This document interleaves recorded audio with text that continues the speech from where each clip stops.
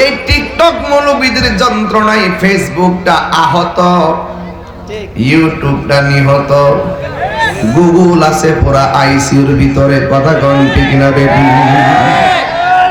এই টিকটক মৌলবীরা যখন টুকটাক কথা কইয়া জিরুন্ডার ঈমান ধ্বংস করতে আসে, এদেরকে ঠিকঠাক করতে গেলে বুয়ানবারের বেটা তাহিরির দরকার আছে। কথা কোন ঠিক না? আমার যুবক ভাইয়েরা,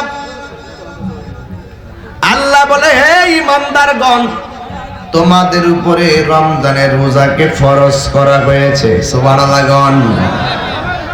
রমজানের রোজাকে কি করা হয়েছে? ফরজ করা হয়েছে। এই রমজান মাসটা আসলেই বাজার অনেক টিকটক মৌলবীদের আবির্ভাব হয়। কথা কোন ঠিক কিনা? কি মৌলবী? এই টিকটক মৌলবীগুলো রমজান মাস আসলে কয় তারাবির নামাজ 8 রাকাত। ঠিক নি?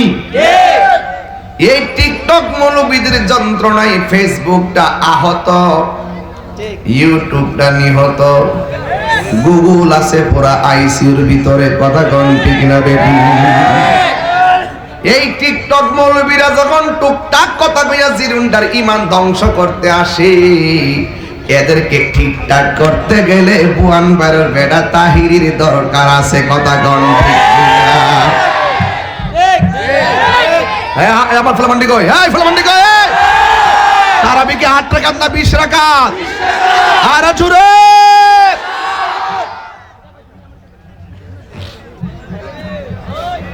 আমার যুবক ভাইয়েরা, ওই আল্লাহ বলে হে ঈমানদারগণ, তোমাদের উপরে রোজাকে ফরজ করে দেওয়া হয়েছে। যেমনি ভাবে রোজা ফরজ করা হয়েছিল তোমাদের পূর্ববর্তীদের যুগে, সব নবীর আমলে রোজা ছিল, কিন্তু আমরা যে টাইমে সেহরি খাই ইফতার করি এই রকম ছিল না।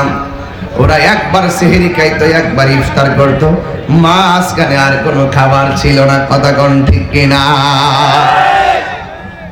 আমরা সুবে সাদিক থেকে সূর্যাস্ত পর্যন্ত যাবতীয় খাবার পানাহার অশ্লীল কাজ থেকে বিরত থাকার নামই হলো রোজা।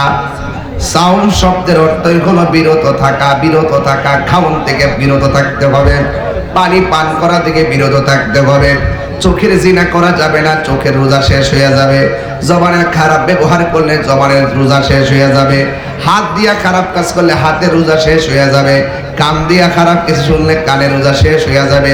শুধুমাত্র সেহরি খায়া ইফতার কইরা শুধুমাত্র এটার নাম রোজা না। আপনাদের অনেকের পাওয়া যায় নামাজ পড়ে না কিন্তু সারাদিন উপবাস থাকে। আমার নবী বলেন, যারা সেহরি খাইলো আর মাঝখান দিয়ে আল্লাহর ইবাদত করলো না, এরা উপবাস থাকা আর না থাকা সমানই কথা। কারণ এই রমজান মাসে রোজা রাখলে আমার আল্লাহর ফরজ ইবাদতের দরকার আছে না? না। অনেক পোলা মানুষই মোবাইল চালাইতে চালাইতে সময় নষ্ট করে, টেলিভিশন দেখে দেখে সময় পার করে, ইফতারের সময় যাইয়া ইফতার করার জন্য বসে।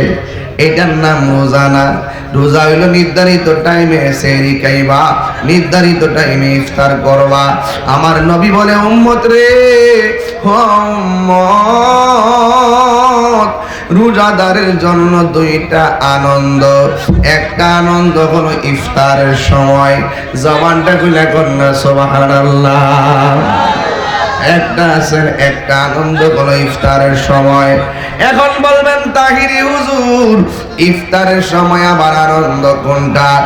এই সময় তো পেটের মধ্যে অনেক ক্ষুধা থাকে, এই সময়টা আবার কেমনে আনন্দের? কারণ এই জন্য আনন্দের, যখন আল্লাহর বান্দারা ইফতার নিয়ে আসে এই টাইমটাতে বসে, এই টাইমে আমার আল্লাহ ফেরেশতাদেরকে ডাক দিয়া বলে, এই ফেরেশতারা গো,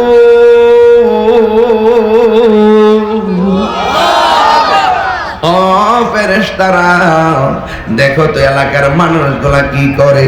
আল্লাহ এরা ইফতার নিয়ে বসে আছে, এদের গলার অবস্থা কি? গলা পানির তৃষ্ণায় শুকায় রইছে। এদের পেটের অবস্থা কি? পেটের মধ্যে কোনো খাওয়ার নাই। এতগুলো খাবার সামনে তৈয়া আমার বান্দাগুলো খাই না কেন? এবার ফেরেশতারাকে আল্লাহ ওরা তোমার ডরে খায় না। এবার আল্লাহকে ফেরেশতারা মনে আসেনি তোরা যে আমারে কইসলি মানুষ বানাইবার দরকার নাই। আল্লাহ কইছিল ওয়াস্তু ভিতরে জায়গা একটু ভিতরে জায়গার কি